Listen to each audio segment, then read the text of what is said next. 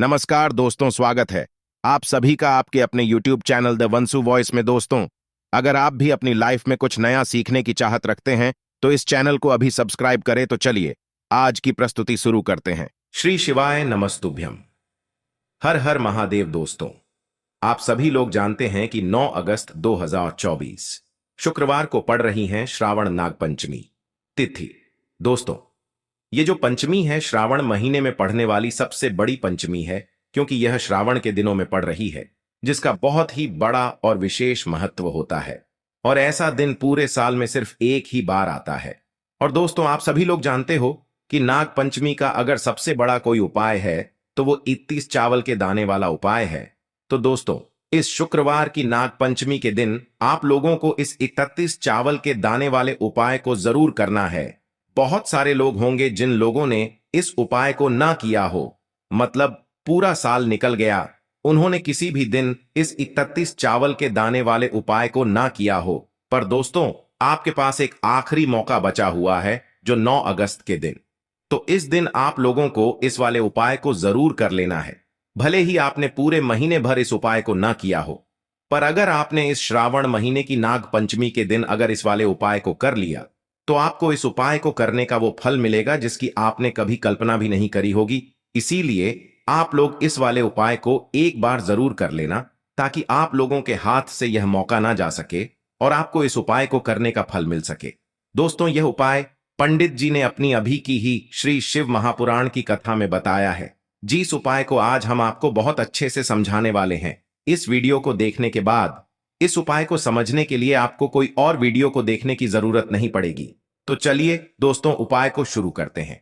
देखिए, यह इस श्रावण महीने की शुक्रवार नाग पंचमी के दिन यह इतना खास होता है, इतना महत्वपूर्ण होता है। देखा गया है कभी कभी बड़े बड़े पूजा पाठ अनुष्ठान से जो मनोकामना पूर्ण नहीं होते, वो श्रावण महीने के दिन एक छोटे से उपाय करने से ही आपकी मनोकामना पूर्ण हो जाती है। और बहुत सारे लोगों ने इस उपाय को किया भी है और उनको इस उपाय को करने का फल भी जरूर मिला है। अगर आप लोग भी इस उपाय को करना चाहते हैं तो आप इस उपाय को पहले अच्छे से समझ लेना, सुन लेना, उसके बाद करना।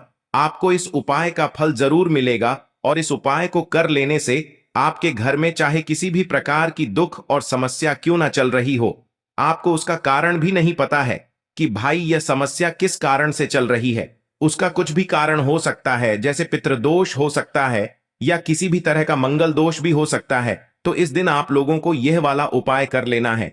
ये एक ऐसा उपाय है जिस उपाय को अगर किसी विशेष दिन पर किया जाए तो भाई उस विशेष दिन का जो है वह तो हमें मिलता ही मिलता है। पर हमने उस दिन पर इस उपाय को किया है तो हमें उससे भी बड़ा फल मिलता है, और फल बहुत जल्दी मिलता है, क्योंकि आप इस उपाय को बहुत ही बड़े और विशेष दिन पर कर रहे हो। तो चलिए अब उपाय के बारे में बात करते हैं, लेकिन उससे पहले आप लोगों को यह जानना आवश्यक है कि आखिर यह उपाय किस समय करना है, किसको करना है और कैसे करना है। तो चलिए हम आगे आपको वीडियो में एक एक करके बता देते हैं। लेकिन उससे पहले अगर आप लोग हमारे चैनल पर पहली बार आए हैं या फिर मेरी आवाज पहली बार सुन रहे हैं तो हमारे चैनल को सब्सक्राइब जरूर कर लेना और इस वीडियो को लाइक करके कमेंट बॉक्स में श्री शिवाय नमस्तुभ्यम ओम नम शिवाय जरूर टाइप कर देना। तो दोस्तों, इस 31 चावल के दाने वाले उपाय को हमें इस नाग पंचमी के दिन कैसे करना है, किसको करना है, किस समय करना है और कहां पर करना है, ये सारे सवालों के जवाब आपको इस वीडियो में मिल जाएंगे। और जो ये वीडियो देखेगा भाई, उसको 31 चावल के दाने वाला उपाय जरूर करना चाहिए, क्योंकि इस दिन एक चावल के दाने का भी बहुत ही बड़ा और विशेष महत्व होता है। और जब बात आ जाए 31 चावल के दाने की, तो ये सोने पे सुहागा वाली बात हो जाती है और ये एक बहुत ही बड़ा उपाय हो जाता है इस नाग पंचमी का। तो अब दोस्तों, इस 31 चावल के दाने वाले उपाय को आखिर करना किसको है, सबसे पहले हम लोग वो बात जान लेते हैं। तो देखो, घर की जो बड़ी माताएं बहनें होती हैं, उन माताओं बहनों में से कोई भी एक बड़ी माता बहन इस वाले उपाय को कर सकती है। और दोस्तों, अगर आप चाहें तो अपने घर में से सभी सदस्यों को भी इस उपाय को करवा सकते हैं। अगर किसी व्यक्ति की खुद की कोई मनोकामना है, खुद की कोई दुख और परेशानी है जो कि वह अपने लिए ही करना चाहता है, इस वाले उपाय को तो वह खुद अपने लिए भी कर सकता है। बाकी अगर कोई घर में से ऐसा है जो कि अपने पूरे घर परिवार की सुख और शांति के लिए ये वाला उपाय करना चाहता है तो भाई वह भी कर सकता है, उसमें भी कोई दिक्कत वाली बात नहीं है। कहने का मतलब ये है कि इस उपाय को हर एक सदस्य भी कर सकता है और पूरे घर परिवार के सदस्य के लिए घर की बड़ी माताओं बहनों में से कोई एक माता बहन भी कर सकती है। माताएं बहनें अगर घर में उपस्थित न हो या वो यह वाला उपाय न कर पा रही हो तो फिर घर का कोई बड़ा सदस्य भी इस 31 चावल के दाने वाले उपाय को कर सकता है, चाहे फिर वह पुरुष ही क्यों ना हो, उसमें कोई भी दिक्कत वाली बात नहीं है। अब दोस्तों, इस 31 चावल के दाने वाले उपाय को हमें करना कहां पर है? हमें इसे शिव जी के मंदिर में जाकर करना है। बहुत सारे लोग प्रश्न करते हैं, हर एक उपाय को करते समय क्या हम इस उपाय को घर पर कर सकते हैं? तो इस वाले उपाय को आप घर पर नहीं कर सकते हो। इस वाले उपाय को करने के लिए आपको शिव जी के मंदिर ही जाना पड़ेगा। उसके बाद में दोस्तों, जो अगला प्रश्न निकल कर आता है वो यह आता है इस उपाय को लेकर कि आखिर इस उपाय को हमें किस समय करना है, सुबह के समय करना है कि शाम के समय करना है? तो देखो, इस वाले उपाय को आप लोग सुबह के समय भी कर सकते हो और शाम के समय प्रदोष काल में भी कर सकते हो। अब अगर आप पूछो कि भाई सबसे उत्तम समय कौन सा रहेगा इस 31 चावल के दाने वाले उपाय को करने का, तो हम आपसे बस यही कहेंगे कि इस उपाय को आप सुबह के समय करेंगे तो ज्यादा बेहतर होगा। बाकी अगर प्रदोष काल शाम के समय भी करेंगे तो भी अच्छा होगा, उसमें कोई भी दिक्कत वाली बात नहीं है। तो अब दोस्तों, जो अगली सबसे बड़ी और महत्वपूर्ण बात आती है वो यह आती है कि सुबह अगर हम उपाय को करेंगे तो हमें कितने बजे से लेकर कितने बजे तक के बीच में करना है, और शाम के समय प्रदोष काल में करेंगे तो हमें कितने बजे से लेकर कितने बजे के बीच में करना है। तो देखो, सुबह जितनी जल्दी हो सके आप उपाय को करने की कोशिश करना। बाकी अगर किसी कारणवश लेट भी हो जाओ, थोड़ी देर भी हो जाए, तो 10 या 11 बजे तक भी आप उपाय कर लेना, पर 12 बजे से ज्यादा देरी ना हो। ठीक है, इस बात का ध्यान रखना। उसके बाद में दोस्तों, अगर शाम के समय प्रदोष काल की बात करें, प्रदोष काल का जो समय है होता है वो शाम के 6 बजे से शुरू हो जाता है। मतलब शाम के 6 बजे से लेकर 7 बजे के बीच का जो समय होता है ये समय प्रदोष काल का समय होता है। पर अभी जो मौसम चल रहा है, इस मौसम में जो है शाम बहुत देरी से होती है, तो आप इस उपाय को 7 या 8 बजे के बीच में भी कर सकते हो। मतलब शाम के 6 बजे से रात 8 बजे के बीच में आप कभी भी इस वाले उपाय को कर सकते हो, उसमें कोई भी दिक्कत वाली बात नहीं है। अब दोस्तों, यहां पर इस उपाय को लेकर एक और सबसे बड़ी बात यह निकल कर आती है कि इस 31 चावल के दानों को हमें लेना कहां से होता है, और हमें इस उपाय को करने के साथ में क्या और कुछ भी सामग्री ऐसी होती है जो शिव जी के मंदिर लेकर जानी पड़ी रहती है। तो देखो, यहां पर हम आपको बता दें, सबसे पहले आप लोग यह जान लो कि यह जो 31 चावल के दाने वाला उपाय है, सिर्फ और सिर्फ आप उपाय की सामग्री लेकर कभी भी शिव जी के मंदिर मत जाना, क्योंकि हमें भगवान के सामने ये नहीं दर्शाना है कि अगर हम भगवान शिव जी के मंदिर आए हैं तो अपने फायदे के लिए आए हैं। तो इसलिए जो भी पूजन सामग्री है, उपाय सामग्री है, 31 चावल के दाने, इसके साथ में आपको पूजन सामग्री भी जरूर लेकर जाना है।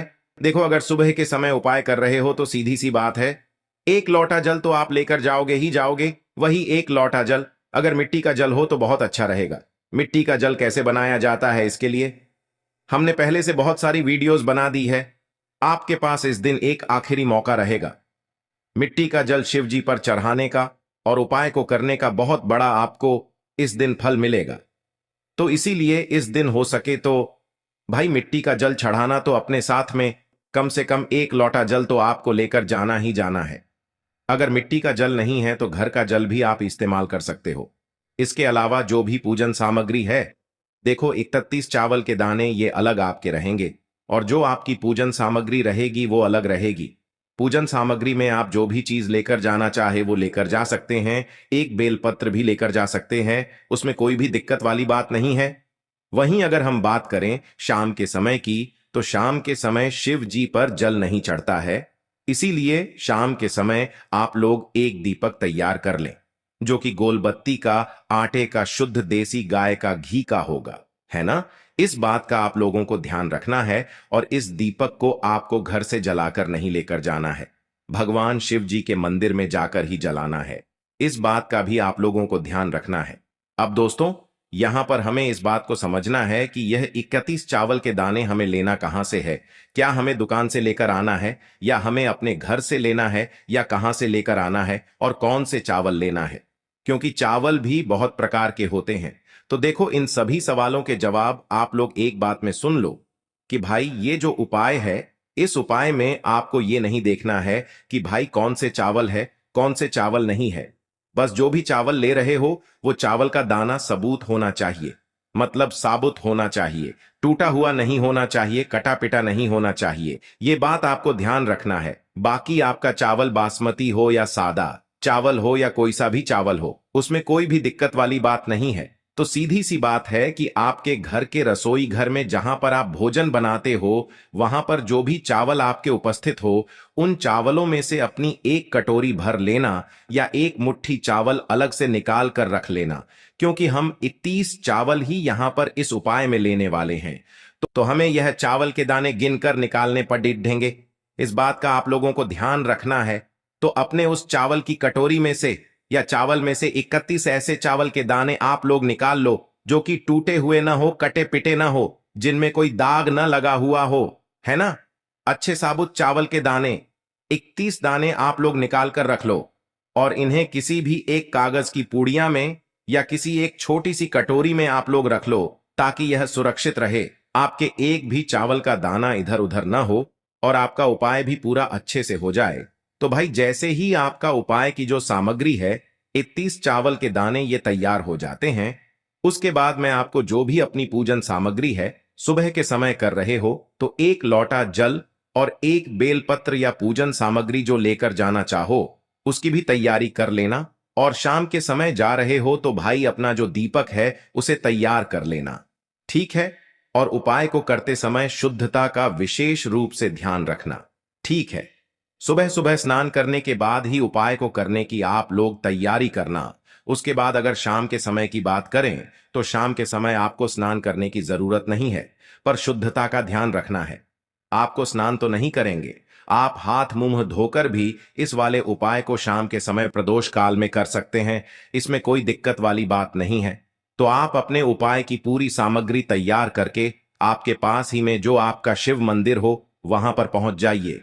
सबसे पहले शिव मंदिर में जाकर आप लोगों को उपाय नहीं करना है, पहले भगवान के दर्शन करना है, भगवान से आशीर्वाद प्राप्त करना है, फिर शिव जी की शिवलिंग के पास में आना है। शिवलिंग के पास में आने के बाद आप जो पूजन सामग्री लेकर आए हुए हैं, जैसे कि सुबह गए हुए होंगे तो एक लोटा जल और जो भी पूजन सामग्री लेकर आए हैं आप उनसे भगवान शिव जी की पूजन कीजिए। सबसे पहले तो एक लोटा जल ही चढ़ेगा, फिर आपको एक बेल पत्र श्री शिवाय नमस्तुभ्यम का जाप करते हुए शिवलिंग पर चढ़ा देना है। उसके बाद में आपकी पूजन सामग्री चढ़ेगी। उसके बाद में अगर दोस्तों शाम के समय अगर आप इस उपाय को कर रहे हो तो अपने साथ में कम से कम एक जो दीपक है गोल बाती का जो आप अपने साथ में लेकर गए हो, उस दीपक को मंदिर में जाकर अपनी माचिस से जलाना है और उस दीपक को शिवलिंग के पास में रखना है, ठीक है। इस दीपक को रखने के बाद ही आप लोगों को अपना ये वाला उपाय शुरू करना है, और दीपक को ज्यादा पास में मत रखना, वैसे भी गर्मी पड़ रही है,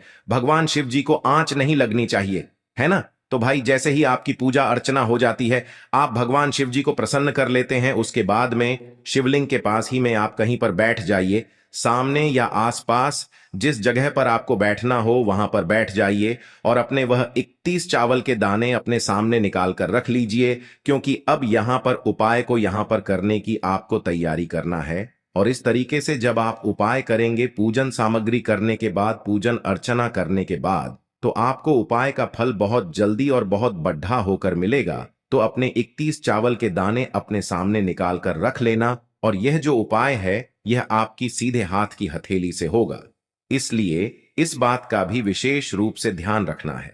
तो सीधे हाथ की हथेली का प्रयोग करके ही आप लोग अपना इस वाले उपाय को करना।